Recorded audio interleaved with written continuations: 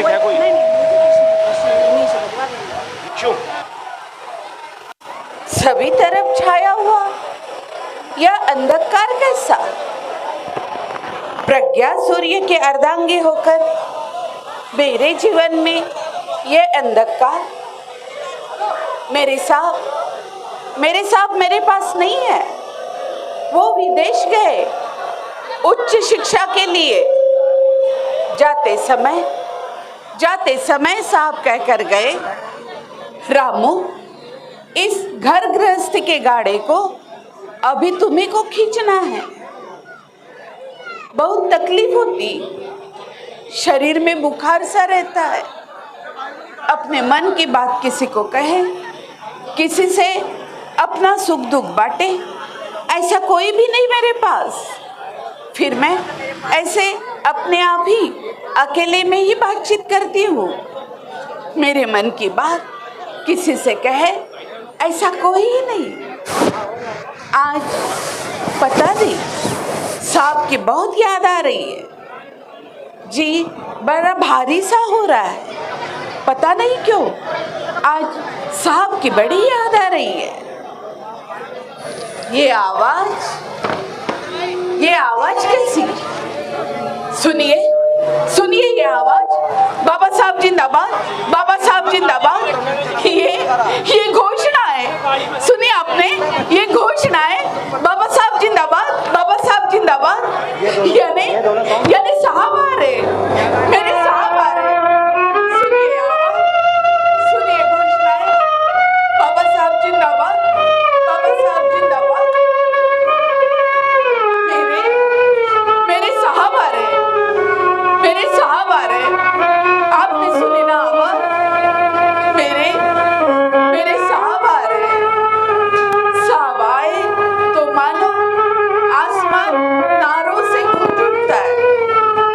उनके राजसी मुख से मेरी नजर नहीं हटती। मेरे साहब आ रहे। सुना आपने? मेरे साहब आ रहे।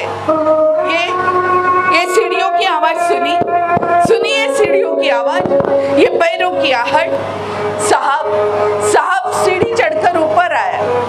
थोड़ी देर बाद यहाँ पहुंचेंगे। कब एक बार उनके राजसी मुख के दर्शन करूं, ऐसा लग रहा।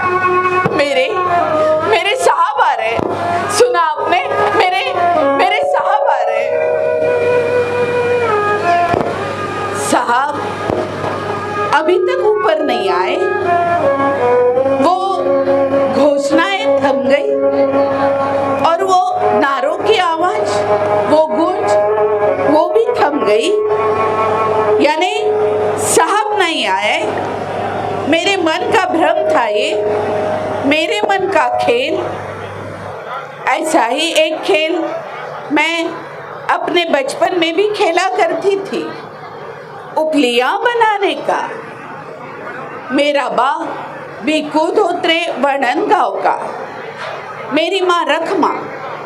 मेरा बा गोदी में काम करता था, बोझ ढोता था, हमाली करता था। मेरी माँ गोबर बीनती, उपलियां बनाती और मेरे बा की गृहस्थी को अपने ओर से संभालती। मैं भी अपनी नन्ही हाथों से छोटी छोटी उपलियां बनाती, माँ को मदद करती। लेकिन मेरी माँ को ये सारा पसंद नहीं था। वो बहुत चिढ़ता था माँ से, कहता था, रखमा, अरे मेरे सुंदर बेटी को क्यों इस गंदे काम में डालती हो? देखो एक दिन मेरी ये सुंदर सी बेटी राजा की रानी बनकर रहेगी, तू क्यों उसको इस गोबर उपलियों के काम में डालती हो?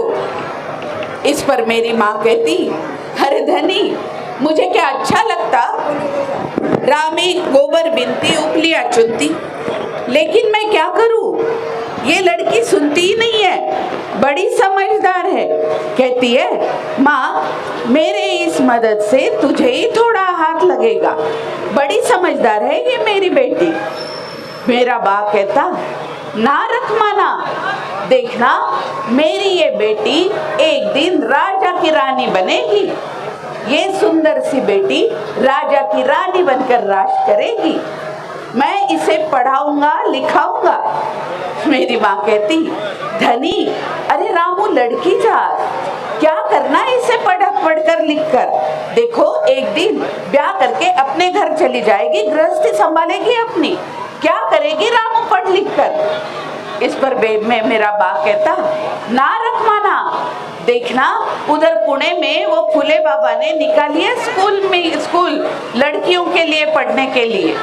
देखना मेरी ये बेटी राजा की रानी बनकर रहेगी तो उसके पति की कुछ पत्री चिट्ठी आए तो उसे पढ़ना लिखना जानना चाहिए ना, इसलिए मैं रामू को पढ़ाऊंगा। मेरा बा बहुत प्यार करता था मुझसे, बहुत चाट छिड़कता था मुझ पर। बा के उस हौसले से मुझे भी लगता मैं भी पढ़ूं लिखूं, लेकिन घर में मैं सबसे बड़ी।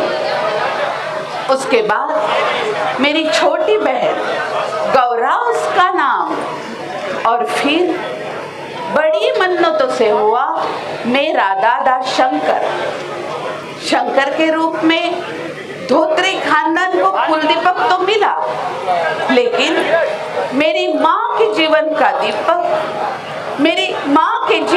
दीपक हमेशा के लिए बुझ गया।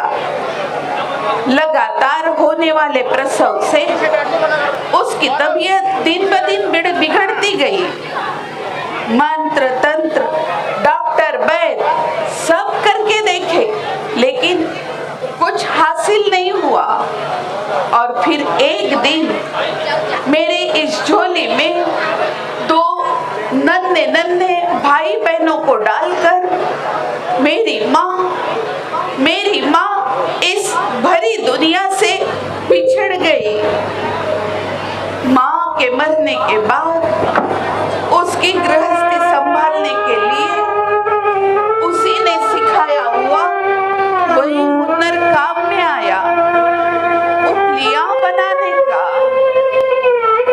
मैं भी अपनी माँ की तरह इन नन्ही हाथों से छोटी उपलियां बनाती और उन्हीं हाथों से आधा कच्चा आधा पक्का खाना बनाकर खिलाती थी उन नन्हे भाई बहनों को।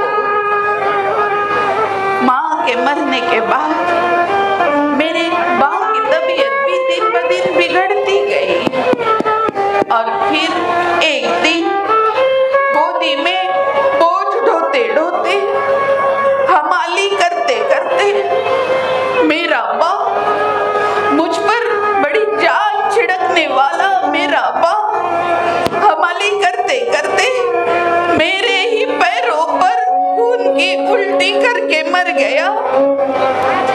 मेरे ही पैरों पर।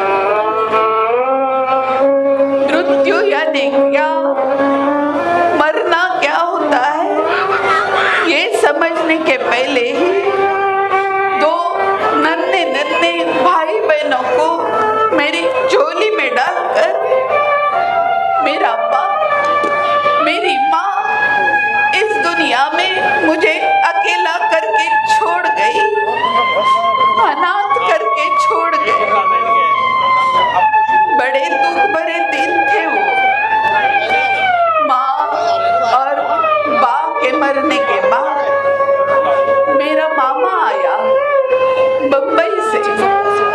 उसने फिर नहीं रखा हमें वर्णन में, वो लाया बम्बई। जब बम्बई आए तब 4 सुख के दिन नसीब हुए। मेरा जीवन ऐसे 4 दिन सुख के 4 दिन दुख के।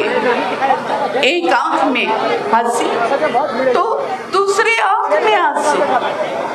कभी कभी लगता मानो साहब की जिंदगी में मैं सिर्फ संघर्ष की साथी थी क्या। इसमें अभिमान नहीं है, वो अभिमान ही। बम्बई आए और थोड़े ही दिन में मेरे ब्याह के बाद घर में चल गए। हमारी शादी हुई तब मैं थी 9 साल की, और साहब ने हाल ही में मैट्रिक की परीक्षा दी थी। हमारा ब्याह हुआ बम्बई के भाईखला के बाजार में। शाम को मछुआरे जाने के बाद हमारा हुआ शुभ मंगल। सभी तरफ मछली की सड़ान थी, ओटे की बातें की गई थी, ऊपर से पानी की बरसात हो रही थी। और तभी धोत्रे की अम्बेडकर बनके जब मैं अम्बेडकर के यहाँ गई तो मामन जी ने मुझ पर एक बहुत बड़ी जिम्मेदारी डाली। मुझको एक तरफ बुलाकर उन्होंने कहा, बहू देखो, तुम्हारी वजह से भीमा के शिक्षण में खंड नहीं पड़ना चाहिए। आपकी वजह से भीमा की शिक्षा खंडित नहीं होनी चाहिए।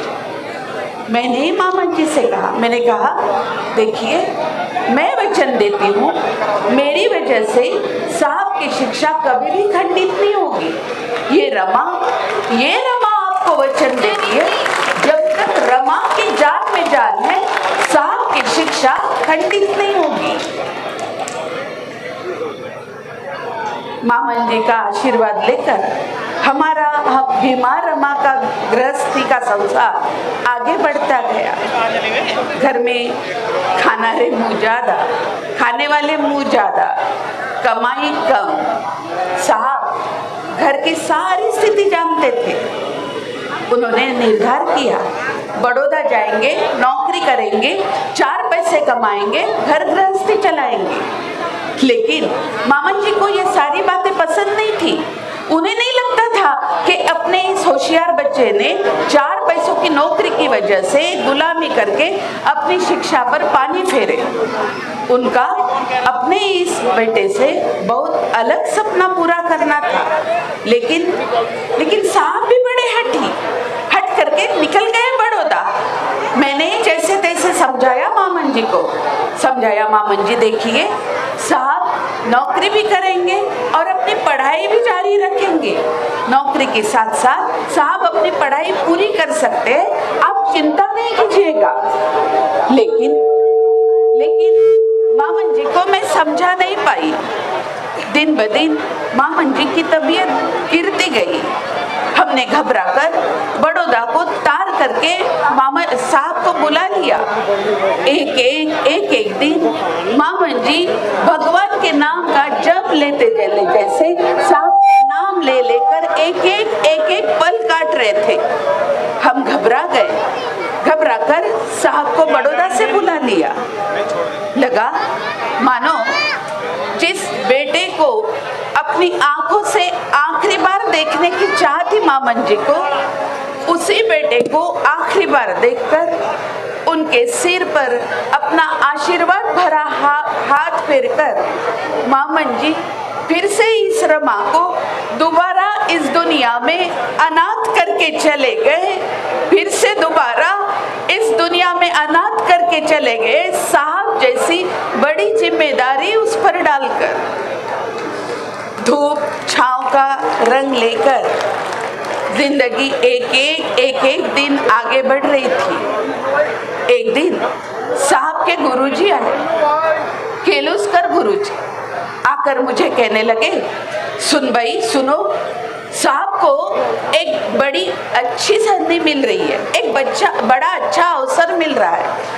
साहब को उच्च शिक्षा प्राप्त करने के लिए अमेरिका जाने के लिए शिष्यवृत्ति मिल रही है। ये बहुत अच्छा सुवर्ण क्षण है अपने जिंदगी में। ऐसा अवसर बार बार अपनी जिंदगी में नहीं आता बेटी। देखो, जाने दो साहब को, पढ़ने दो, जाने दो उनको अमेरिका। गुरुजी ने बताया और मुझ पर मानो आसमान ही गिर गया। साहब हमें छोड़कर 7 समंदर पार जाएंगे उच्च शिक्षा के लिए, पढ़ाई करने। फिर घर में कमाएगा कौन, खाएंगे क्या, और ये गृहस्थी के गाड़े को आगे कैसे लेकर जाएंगे। लेकिन तभी मामन जी को दिए हुए वचन की याद आई और मैंने गुरुजी से कहा, गुरुजी जाने दीजिए साहब को अमेरिका, पढ़ने दीजिए, कितना पढ़ते हैं, मैं संभालूंगी सब। साहब गए। जाते समय कह के गए, रामू इस गृहस्थ गृहस्थी के गाड़ी को अभी तुम्ही को अकेली को खींचना है। अमेरिका से साहब के बहुत बड़े बड़े पत्र आते थे। मेरा दादा शंकर मुझे पढ़ के सुनाता था।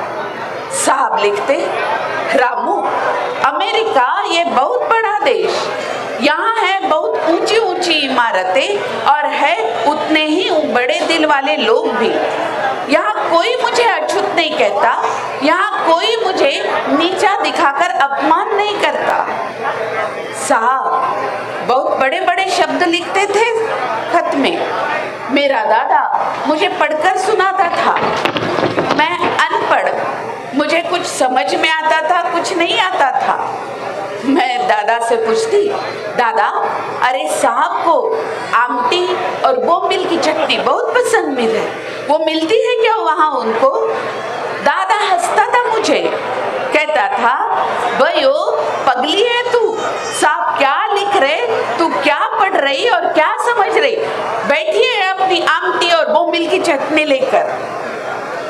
अमेरिका से वापस आ रहा हूँ, साहब की तार आई, बहुत हर्ष हुआ मन को। साहब 7 समंदर पार करके अमेरिका से उच्च शिक्षा प्राप्त करके अपने घर वापस आ रहे थे, बहुत बड़े बनकर, उच्च शिक्षित होकर। साहब के आने की, उनके स्वागत की सारी तैयारियां की, सारा घर साफ किया। साहब को जो जो चीजें पसंद थी वो बनाने के लिए दुकान से चीजें लाई और एक एक करके साहब आने की राह देख रहे थे। साहब आने का दिन आ गया। आज साहब अपने घर आ रहे थे, अपने घर, बहुत उच्च शिक्षा प्राप्त करके साहब आएंगे, इसलिए हमारा सारा अंदर बाहर आना जाना चालू था। साहब आने के लिए हम आंखें बिछाकर उनके स्वागत की तैयारी में थे। तभी समाचार पत्र में वो खबर छप कर आई। जिस बोट से साहब आ रहे थे वो बोट जनवन पनडुब्बियों ने डुबा दी। पल भर में क्या हो रहा था कुछ समझ में नहीं आ रहा था। साहब आने की खुशी में एक पल अपने आंखों में लेकर हम साहब की राह देख रहे थे। तभी समाचार पत्र की वो खबर सच में सही थी या झूठ, उस पर विश्वास रखूं या ना रखूं, हंसूं या रोऊं, कुछ समझ में नहीं आ रहा था। एक पल में खुशी से भरा हुआ घर मानो मातम में बदल गया। सही में समाचार पत्र में छपी हुई वो खबर सच थी या झूठी, उस पर विश्वास रखूं या ना रखूं, हंसूं या रोऊं, कुछ समझ में नहीं आ रहा था। सारा घर मानो दुख में डूब गया। लेकिन तभी वो बोट झुकने की वजह से दूसरी बोट से सुरक्षित वापस आ रहा हूँ। साहब की तार आई और मानो हमारी जान में जान आ गई। साहब आए, उनके राजसी मुख से मेरी नजरें नहीं हटती थी। साहब आने के बाद लगा मेरा पति बहुत बड़ा आदमी, बहुत उच्च शिक्षा लेकर आए हैं, तो साहब आने के बाद 4 पैसे कमाएंगे, अच्छी तनख्वाह लेंगे। मैं भी 4 औरतों जैसी अच्छी लुगड़ी खरीदूंगी, कपड़े खरीदी करूंगी और 4 औरतों जैसी मैं भी अपनी गृहस्थी के गाड़े को अच्छा सा सजा कर रखूंगी। साहब आने के बाद उनके पास में ये सारा बोल दिया तो साहब हंसने लगे, कहने लगे, रामू मैं पढ़ा, मैं लिखा और मेरे पढ़ने लिखाई की वजह से यदि मैंने सामान्य जनों से 4 पैसे कमाकर 4 पैसे वाली नौकरी कमा ली और उसमें गृहस्थी का गाड़ा खींच लिया तो मैं तेरा सिर्फ अकेली का समाधान कर पाऊंगा। लेकिन क्या तुझे नहीं लगता मेरी पढ़ाई का फायदा, मेरी विद्वत्ता का फायदा मेरी राह में आंखें बिछाए हुए मेरे इस समाज के करोड़ों लोगों को हो? मुझे एक बात बताओ, मेरी विद्वत्ता से, मेरी पढ़ाई से यदि मैंने 4 पैसे कमाकर 4 लोगों जैसे सामान्य सी जिंदगी गुजार ली तो मैं सिर्फ तेरा अकेली का समाधान कर पाऊंगा, लेकिन मेरी इस करोड़ों जनता के समाधान में क्या तू समाधान ही नहीं हो पाएगी? साहब बहुत बड़े बड़े शब्द बोलते थे, मैं अनपढ़, मेरे दिमाग में कुछ जाता था, कुछ समझ में आता था, कुछ नहीं समझ में आता था, लेकिन एक बात मेरे मन में पक्की समझ में आई। मैं वो बात थी, मेरे साहब 4 लोगों जैसे नहीं है, मेरे साहब आम जनता जैसे नहीं है, मेरे साहब के सपने, उनके आशाएं ये 4 लोगों से कई परे है। इसलिए साहब के हाँ में हाँ और ना में ना करके उनके सुख में सुख और दुख में दुख मनाना, यही ठान लिया इस अनपढ़ रमा ने। साहब एक एक करके शिक्षा का गढ़ चढ़ते गए और मैं घर गृहस्थ के गाड़े को आगे खींचती गई। घर गृहस्थ के गाड़े को खींचने के लिए मेरी माँ ने सिखाया हुआ वही हुनर काम में आया, उपलिया बनाने का। 4 औरतें जमा होती, चिढ़ाती, उपहास करती, कहती देखो इस औरत का पति अमेरिका गया है उच्च शिक्षा के लिए और ये औरत देखो ये उपलिया बनाती, गोबर बिनती, ऐसे हल्के काम करती। मैं कहती साहब का परिवार, उनका प्रपंच, यदि मैं गोबर बिनकर, उपलिया बनाकर यदि उनके गृहस्थी को आगे बढ़ा रही हूँ तो उसमें बुरा क्या कर रही हूँ? मामन जी का वचन ही निभा रही हूँ ना, साहब को दिया हुआ वचन ही निभा रही हूँ। गृहस्थी के गाड़े को आगे बढ़ाने के लिए सुबह तड़के उठकर ही मैं गोबर बिनती, उपलिया बनाती, 4 औरतों से उपहास से बचती, लेकिन बहुत तकलीफ होती थी, शरीर में बुखार रहता था, मुझसे काम नहीं होता था। मेरा दादा 5 मिनट बाती पीन वाइसर बेचता और उसी में प्रपंच चलता था। तभी घर में खाने के लिए कुछ नहीं था, बच्चों को दूध नहीं मिलता था, तो मेरी जेठानी लक्ष्मीबाई पानी में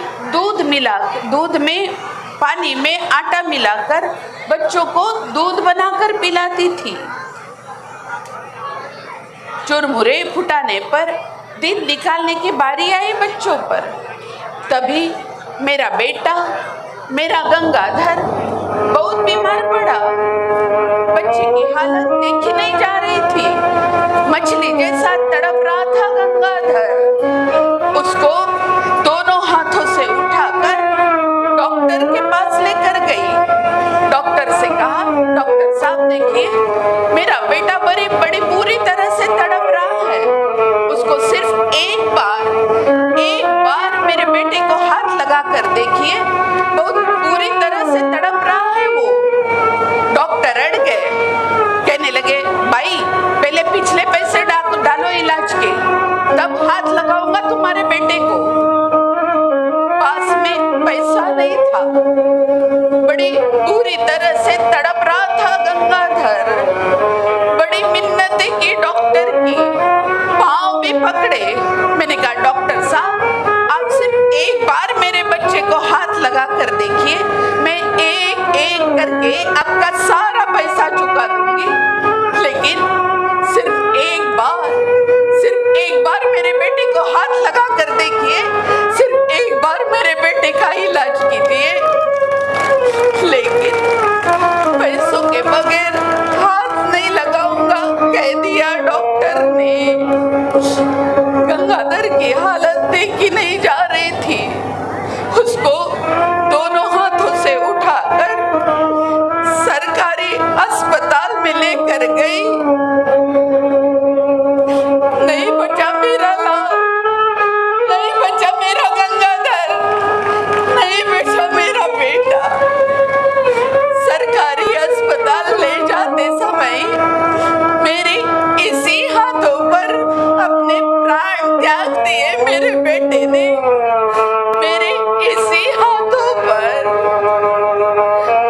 उसके मुख से माँ ये शब्द सुनने के पहले मेरी कोख सूनी करके चला गया मेरा बेटा, मेरी कोख सूनी करके चला गया। पैसों के बगैर, इलाज के बगैर मुझे छोड़कर चला गया। एक एक करके 4 बच्चों को मिट्टी में दफना कराए हम दोनों। बच्चा सिर्फ यशवंता, वो भी तबीयत से ऐसे वैसे। साहब आए और हमारे घर में एक रत्न ने जन्म लिया। साहब का बहुत लाडला था वो, बिल्कुल साहब जैसे दिखता था। बड़े प्यार से उसका नाम उन्होंने रखा राजरत्न। लेकिन गंगाधर जैसे राजरत्न ही नहीं रहा हमारे पास बहुत दिन। 2.5 साल का था, निमोनिया से गंगाधर जैसे वो भी गया हमें छोड़कर। राजरत्न के मरने के बाद साहब को बड़ा दुख हुआ। फिर उन्होंने अपना सारा ध्यान इस समाज की तरफ दिया।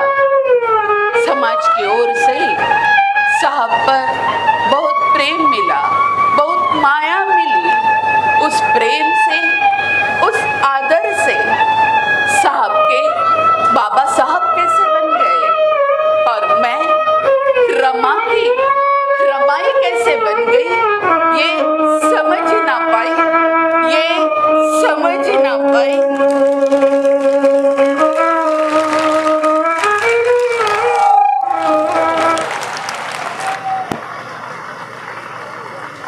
बुलवा दो। हेलो, एक बार जोरदार तालियां हो जाएं मैडम के लिए।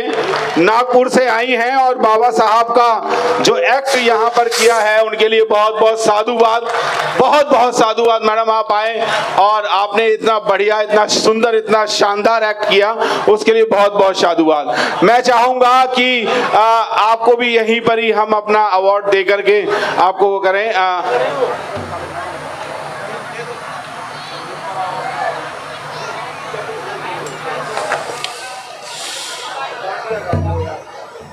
मैं चाहूंगा कि त्रिशला बौद्ध जी और वंदना सिद्धार्थ जी आएं और इनका सम्मान करके, क्योंकि दूर से आई हैं इसीलिए। और आपकी हर्ष विहार की टीम में जो माता रमाबाई थी उनको भी मैं चाहूंगा कि वो भी आए प्लीज। माता रमाबाई जो बनी थी हर्ष विहार की टीम से।